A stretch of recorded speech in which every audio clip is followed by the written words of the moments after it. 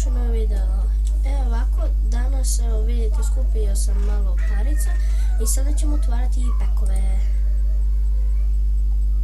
Mislim 3 ćemo, da, 3 peka ćemo otvoriti od po 5000. I ajde da počnemo. Ajmo prvi pek.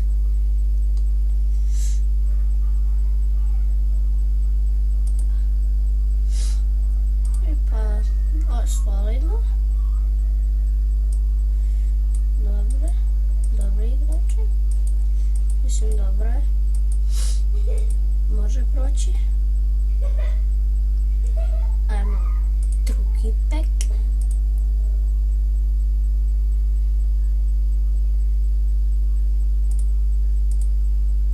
I ovo je dobro je. I to je solidno, mada ovo odlično. Mada nisam nešto zadovoljna, ali dobro. Evo je malo bolji pek od prošlog. Da vam kažem, bit će tu još klipova. I evo posljednji pek za danas. Ovo je malo kratak video, ali da sad otvaramo štekove. Ne zamerite na tome. Lesku, dobar je. I odlično. Samo sekund.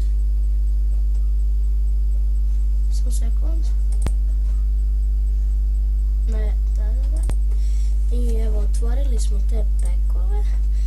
Evo, što se tiče njih, solidne stvari smo, to jest igrače dobili. I da, sad ću da vam kažem, i divizija sam 2, sad sam ušao u diviziju 2.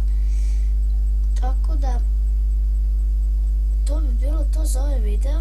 Uskoro ćemo snimati još nešto što se tiče FIFA 15 i nadam se da vam se svideo. Tako da, i vidimo se u sljedećem. Ćao!